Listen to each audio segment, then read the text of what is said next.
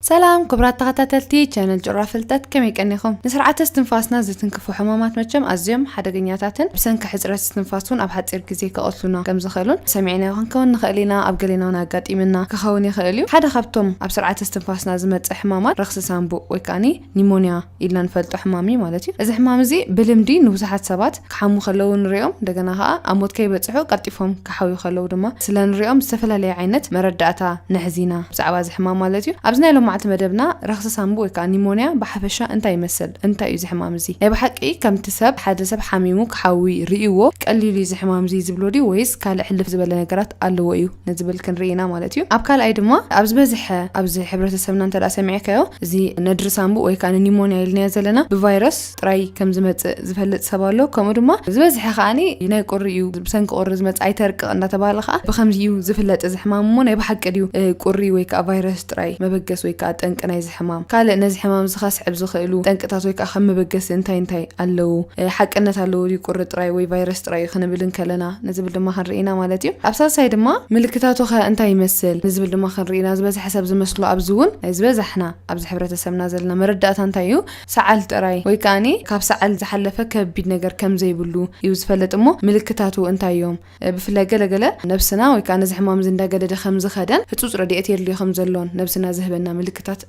እንታይንም ንዝብል ድማ ሃንሪና ኣብ ራብዓይ ድማ እዚ ሕማም ኒሞኒያ ወይ ካ ረክሰ ሳምቡ ኢልና ዘለና ካብ ሰብ ናብ ሰብ ይመሓላለፍ ድዩ ከመይ ይመሓላለፍ ዘይመሓላለፍ እንተዳ ኮይንኸ ከመይ ክንገብር ይግባአና ንዝብል ድማ ክንሪና ማለት እዩ ካብ ወቅቲልና ንሪኦ ኸ ረክሰ ሳምቡ ብዝያዳ ንመን እዩ ዘጥቅዕ ወይ ካኒ ኣብ መን ብብዝሕ ዝርአ ኣብ ህፃናት ድዩ ኣብ መንእሰያት ድዩ ወይስ ኣብ ዓበይቲ አይናይ ክል ዕድመ ዘሎ ሰባት እዮም ብዝያዳ ክጥንቀቁ ዘለዎም ንዝብል ድማ ክንሪና ኣብ መወዳእታ ድማ ብኸመይ ክንከላኸሎ ንኽእል ኣቀዲሙ ዝሕማም እዚ ኣባና ከይመፀ ብኸመይ ክንከላኸሎ ንኽእል ዝብል ሜላ መከላኸልን ኣብ ስርዓት ኣመጋግባና ከመይ ይኹን እቲ ጠቅሊልና ክንወግዶ ዘለና ዝሕማም ዝኣምን ንሪኤሉን ኣቀዲምናን ነዚ ሕማም ከይቃልዓና ጠቅሊልና ክንወግዶ ዘለና ዓይነት ምግብታት እንታይ እዮም ነዚ ሕማም ዝከቅልሉልና ይኽእል እዮም እንብሎም ክንምገቦም ዘለና ምግብታት ከ እንታይ ወይ ካ በዓል መን እዮም ንዝብል ክንሪና እዛ መደብ ክሳብ ትወድእ ምሳይ ሓቢርኩም ክትጸንሑ بخبر يقدم حراين بار كم تقدم زبلكو بحفشة زي حمام رخصي وكان ندري سامبو نيمونيا انت يمثل نزبل كنرينا مجمرة حمام نيمونيا اب حنتي وكاني اب كلتيو سامبو زركب اير زحز اكل رخصي وكان ندري كقطمو كلو اي مالتيو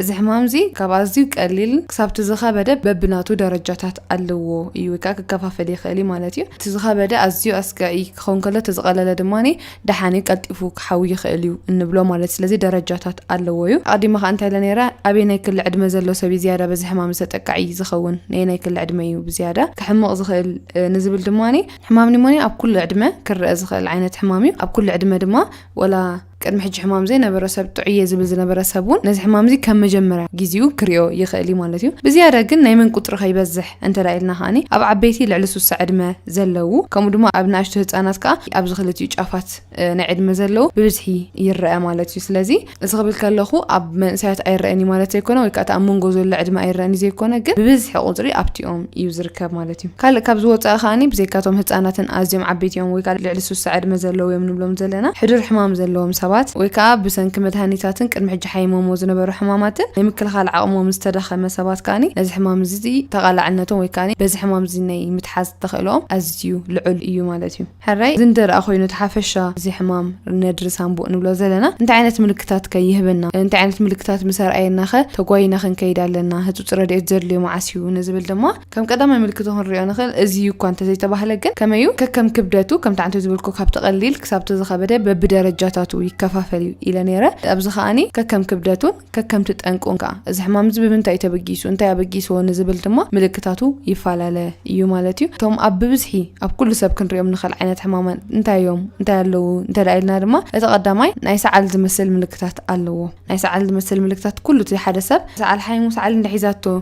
ندبلنا نريو ملكتات قليل زمثل أب ندرسهم بوز جبر سب كاني كريو نخلينا مالتيو تخيل أي كاني زخون سب بس حمام زين حدا تلاخيفو كسعر كسعل كله ويكا كستنفس كله أبزي أفلبو خبابي كأنزا يسمعه مالتي عجزي أبسعل زحزو سب زي كن رأينا أزيو زخبرو سب تزي كوينه مالتي إذا كن فليزا بلا خاب تسعل كأنزا أفلبي بفلايكا كسعل كلون كستنفس كلون زي كم نايك المحجة مالتي أتخيل ملكته خا سعال أبز سعل له كيزي عختا زلو سعل يو مالتي سلازي أبسعل زي كن رأينا خلينا كن رأينا خلينا أبزي ندرسان بو ويكا نيمونيا أبز حزو سب كن عختا زلو سعل كسعل كلون مسوخ عختا تتحيزو يمتز يزبز حق زي مالتي كالو خنتا لتانا لعل عقن مقاتنا كالات يوسخ مالتي رسني رهات كمها جب قرقري يبلو سب مالتي سلازي زياتهم كلا خفتا أبسعل كن رأينا نخل أم نيمونيا خا كن رأينا نخل عينات ملكتاتهم أبعب بيتي لعلسوسان حمشان عدم خباب زبلناهم ويكاني اتينا مكل خال عموم كأنيسو نبز حمام زيز تقال عصابات دعينات ملكت كن رأينا خلينا عقن مقاتنا كالاتهم كابسالة شوعتن ديجري سنتيغريد نتحتي كوينو كركبي خالي مالتي سلازي رسنا قبلت أنيحي كل ذي يوسخ مالتي زي كونو ويكاني مقاتنا كالات يوسخ ترادي كونه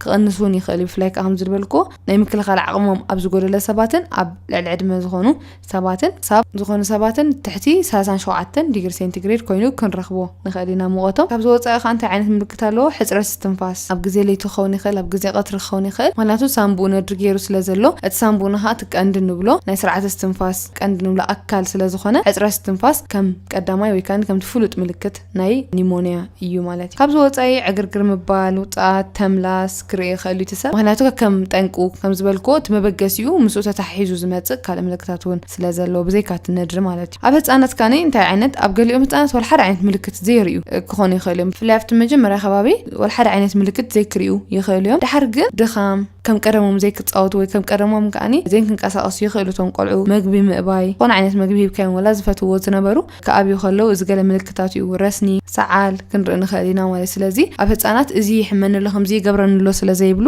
ዝኾነ ከምዚ ዓይነት ምልክት ምስ ንርኢ ቀልጢፍና ሕክምና ክንወስዶም ይግባእናዩ እዚ ሓደ ካብቲ ህጹጽ የድልዩ ፍላይ ህፃናት እንተዳ ኮይኑ ኣዝዮም ተነቀፍቲ ስለዝኾኑ ቀልጢፍና ሕክምና ክረኽቡ ኣለዎም ንብሎ እዚ ማለት እዩ እቲ ኻልኣይ ካኒ ማዕሲዩ ሰብ ቀልጢፉ ሕክምና ክገብር ዘለዎ ማለት ቀልጢፉ ህጹጽ ዝኾነ ረድኤት ክረክብ ዘለዎ እንተዳኢልና ኻኒ ዝኾነ ሰብ በዚ ሕማም ዝተጠቂዑ ፍላይ ከይፈለጠ ኣብቲ መጀመርያ ከባቢ ዓቐን ሙቐት ናይ ኣካላቱ ሕጅረስን እንተለዎ ግድን ይክዕቀን ማለት ይሞቱ ካብ 39 ዲግሪ ሴንቲግሬድ ንላዕሊ ሙሃ ዘይወርድ ተኸታታለ መዓልቲ እንድሕር ዳርኢና ቀልጢፍና ሕክምና ክንወስዶ ይግባአና እዩ ምስኡ ከተወሳኺ ልዕሊ ዓቐን ሙቐት ጥራይ ዘይኮነ ምስትንፋስ ምሽጋር ቃንዛ ኣፍ ልቢ እዚኣቶም ክብድ ዝበሉ ምልክታት ናይ ኒሞንያ ስለዝኾኑ ቀልጢፉ ሕክምና ክኸይድ ይግባኦ እዩ ማለት እዩ ካብዚኦም ወፃኢ ቀልጢፉ ሕክምና ህጹጽ ዝኾነ ረድኤት ዘድልዩ ኣሎ ድዩ እንተዳኢልና ኸ ድኻም ልቢ ወይ ካኒ ካልእ ናይ ሳምቡእ ፀገም ቅድሚ ሕጂ ዝነበሮ ሰብ እሞ ብተወሳኺ ኻኒ እዚ ምልክታት ናይ ኒሞንያ ወይ ካኒ ናይ ነድሪ ሳምቡእ ምስ ዝርኢ ቀልጢፉ ኣብ ሓፂር ግዜ ክሕከሙ ኣለዎ ምክንያቱ በቲ ካልእ ሕማማት ነፍሱ ተዳኺሙ ስለዝፀንሕ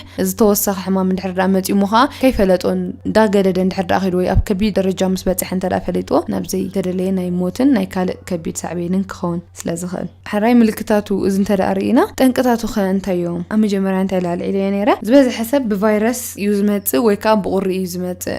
ንዝብል ሓፈሻዊ እቲ ቅኑዕ ዝኾነ ጠንቂ ወይ ከዓ መበገሲ ናይ ኒሞንያ ክንርኢና ማለት እዩ እቲ ቀዳማይን ቀንድን እንብሎ ጠንቂ ናይ ሕማም ነድሪ ሳምቡእ ወይ ከዓ ናይ ኒሞንያ ባክቴርያ ብቫይረስ ወይ ከዓ ብፈንጋይ ክኾን ይኽእል ማለት እዩ በዞም ሰለስቲኦም ክመፅእ ይኽእል ብዝያዳ ግን እቲ ብባክቴርያ ዝመፅእ ሕማም ነድሪ ሳምቡእ ኣዝዩ ከቢድ ይኸውን ካብቲ ካልእ ማለት እዩ ብቫይረስ ዝመፅእ ኻኒ ብዝያዳ ኣብ ህፃናት እዩ ዝረአ ጠንቁ ኣብ ህፃናት ዝረአ ነድሪ ሳምቡእ ዝበዝሕ ግዜ ጠንቁ እንታይ ብቫይረስ እዩ ኣብ ዓበይቲ ኻ ባክቴርያ ብቫይረስ እውን ኣሎ እዩ ግን ብብዝሒ እንተሪእናዮ ባክቴርያ ብፈንጋይ ከዓ ክመፅእ ይኽእል ማለት እዩ ስለዚ እቲ ቀንዲ ጠንቁ ንብሎ ብቁሪ ኮነ ወይ ከዓ ቫይረስ ጥራይ ከዓ ይኮነን ከምቲ ዝረአናዮ በዞም ዝረአናዮም ብባክቴርያ ይመፅእ ብቫይረስ ይመፅእ ብፈንጋይ ከዓ ክመፅእ ይኽእል ኢልናዮ ምሽ በቲ ጠንቆምን በቲ ዞም ጠንቁ ኮይኖም ዘለዉ ነገራት ከዓኒ ኣበይ ከጥቅዕዎ ይኽእሉ ዝብል ወይ ከዓ እቲ ዝተለኸፍሉ ቦታ ኣብ ብዙሕ ክንከፋፊልና ክንሪኦ ኢና እቲ ቀዳማይ ሆስፒታል አኳየርድ ኒሞንያ ተባሂሉ ዝኽፈል እዩ እዚ ከዓኒ ሓደ ሰብ ብዝኾነ ዓይነት ሕማም ኣብ ሆስፒታል ክሕከም ይቕን እሞ ኣብኡ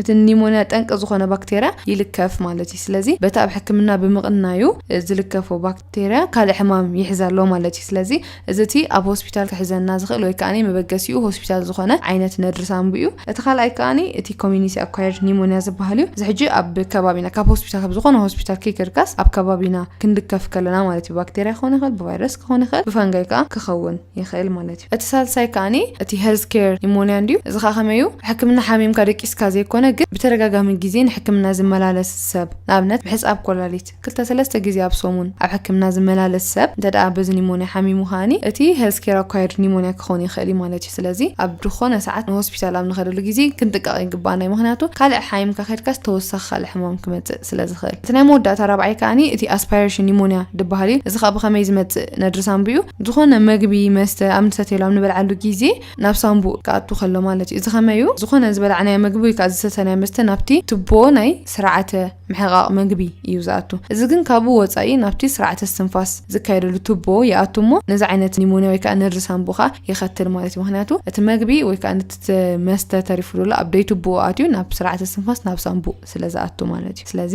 እዚ ኸዓኒ እቲ አስፓይሬሽን ኒሞንያ ንብሎ ወይ ከዓ ብሰንኪ ካብቲ ዝበልዕናዮ መግቢ ይኹን ካብቲ መስተ ኣብ ደይ ቦትኡ ኣትዩ ናብ ሳምቡኡና ነድሪ ክፈጥር ከሎ እዩ ስለዚ ብባክቴርያ ክመጽእ ይኽእል ኢልናዮ ቫይረስ ክመጽእ ይኽእል እንደገና ኸ ቦታ ኸ ይውስኖ እዩ ማለት እዩ ሓራይ ኒሞንያ ሕጂ እንታይ ኢልና ነርና ብቁሪ ጥራይ ኣይኮነን ብቫይረስ ጥራይ ከ ኣይኮነን ዝመጽእ ማለት እዩ ከም ተቀዲምና ዝራእናዮ ኸ እቲ ምልክታቱ ኸ ሰዓል ጥራይ ኣይኮነን ተኣቕሊሉ ዝሪኦ ሰብ ከቢድ ምዃኑ ሕክምና ዘድልዮ ምዃኑ ክፈልጦ ስለዘለዎ እዩ እንተዳ ዘይተሓኪሙ ወይ ከዓኒ ናብ ካልእ ደረጃ ክምዕብል ይኽእል ዶ ወይ ከዓ ካልእ ሕማም ምስኡ ተታሒዙ ክመጽእ ይኽእል ዶ ኢልና እንተዳ ርኢና ኸ እወ ገለ ካብኣቶም ክልተ ክጠቅስ እቲ ቀዳማይ ባክቴሪያ ዝበሃል ወይ ከዓኒ እቲ ባክቴርያ ካብ ሳምቡኡ ሓሊፉ ናብ ሰራወር ደም ምስ ዝኣቱ እሞ ኣብ ካልእ ክፍለ አካላትና ዘሎ ካብ ሳምቡኡ ወጻኢ ማለት እዩ ካልእ ክፍለ አካላትና ነድሪ ክገብር ከሎ ወይ ከዓ እቲ ረኽስሲ ከስፋሕፍሕ ከሎ ማለት እዩ እዚ ሕጂ ብሰንክቲ ኣብ ሳምቡኡ ዝጸንሐ ባክቴርያ ኣብኡ ጸንሐ ነድሪ ኣብ ካልእ ከስፋሕፍሕ ከሎ ቀልጢፍና ተዘይተሓኪምናዮ ፍላይ ማለት እዩ ካልኣይ ከዓ ናይ ምስትንፋስ ጸገም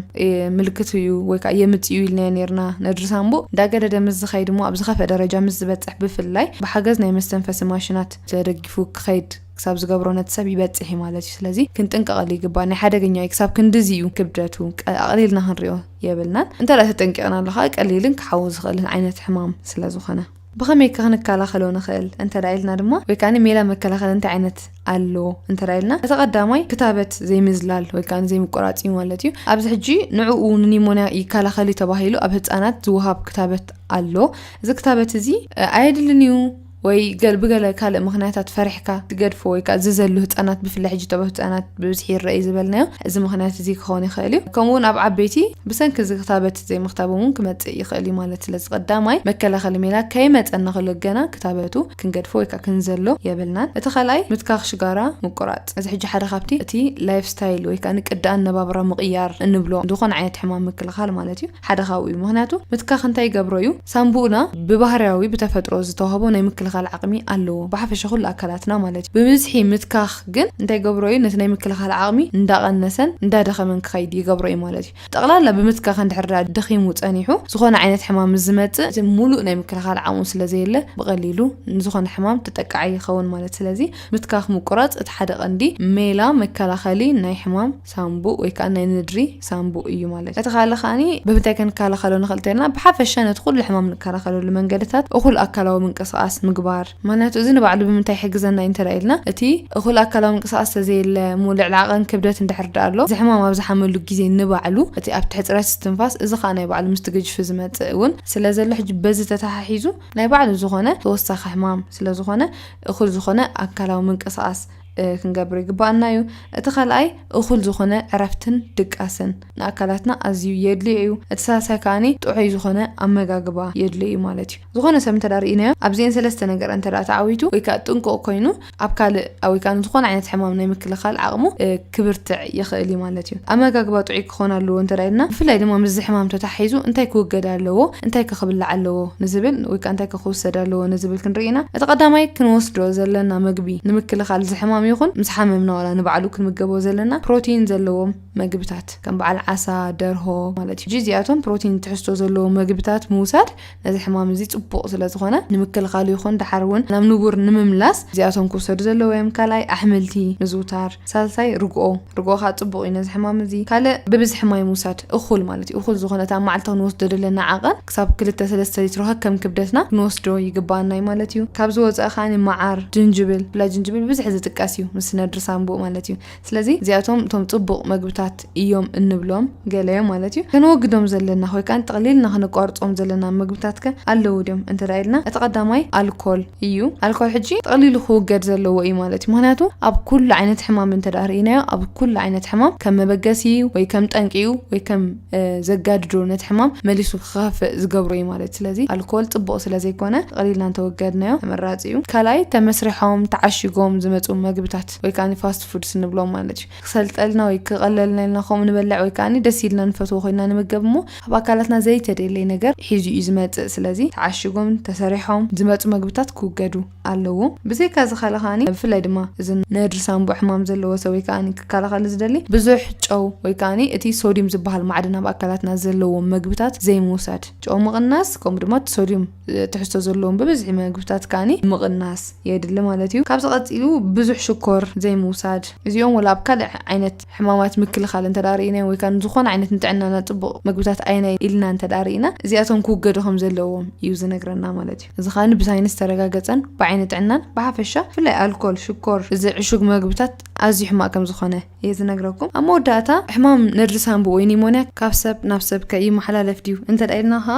ባዕሉ እቲ ሕማም ልክዕ ከም ካልእ ሕማማት እዚ ተመሓላለፈ ሕማም እዩ ኢሉ ዝኽፈል ኣይኮነን እቲ ነቲ ኒሞንያ ወይ ካን ነቲ ነድሪ ሳንቡእ ዘምጽኦ ዘሎ ጠንቂ እቲ ባክቴርያ እቲ ቫይረስ ድበልና ንባዕሉ እዚ ካብ ሰብ ናብ ሰብ ክመሓላለፍ ዝኽእል ስለዝኾነ ክንጥንቀቐሉ ይግባአና እዩ ማለት ስለዚ ዝኾነ ሰብ ብበዝሒ ሕማም ዝተታሒዙ ከስዕል ከሎ ብፍላይ እቲ ባክቴርያ ወይ እቲ ቫይረስ ካብቲ ሓደ ናብቲ ሓደ ንኸይከይድ ኣፉ ሸፊኑ እንተሰዓለ ተመራጺ ይኾን ማለት እዩ ምክንያቱ ብሰንኪ ፋንጋይ ዝመጸ ነድሪ ሳንቡእ ዘለዎ ሰብ ዝበልናዮ እዚ ኣይመሓላለፍኒ እቲ ባክቴርያን ቫይረስን ዝበልናዮ ግን ብዝኾነ ምክንያት ወላ ልክዕ ምስ ሰብ ስለዝቐረብካ ምስ ሰብ ስለተዛረብካ ድመሓላለፍ ዘይኮነ ግን ብዝኾነ ምክንያት እቲ ባክቴርያ ካብቲ ሓደ ናብቲ ሓደ ብፍላይ ድማ ብነጠብጣብ ናይ ሰዓል ሓንቲ ሸይ ክንብል ከለና ይኹን ወይ ከዓኒ ክንስዕል ከለና ዝወፅእ ነጠብጣብ ካብ ኣፍና ብኡ ክመሓላለፍ ስለዝኽእል እቲ ባክቴርያን እቲ ቫይረስን ትሕማም ንገሊኡ ሰብ ብሉእ ኒሞንያ ክሕዞ ይኽእል እዩ በዚ ባክቴርያ ንገሊኡ ሰብ ከዓኒ ከም ኖርማል ናይ ምክልኻል ዓቕሙ ብፍላይ ድልዱል እንድሕር ጸኒሑ ክገድፎ ይኽእል እዩ ማለት እዩ ስለዚ እዚ ክንጥንቀቐሉ ይግባአና እዩ ሸለልከ ይበልና ነዚ ሕማም እዚ ድማ ምልክታቱን ብፍላይ ካቲ ኣዝዩ ኣስጋኢ እንብሎ ምልክታትን ሜላ ኣፈባውሱን እንታይ ክንገብር ከም ዝግባአና እንተዳ ፈሊጥና ካብዚ ሕማም እዚ ሙሉእ ክንከላኸሎ ንኽእል ኢና ማለት እዩ ንሎም መዓልቲ ዝነበረና መደብ ነዚ ይመስል ካልእ መዓልቲ ብኻልእ ትሕዝቶ ክሳብ ንራኸብ ብሩኽ ቅነ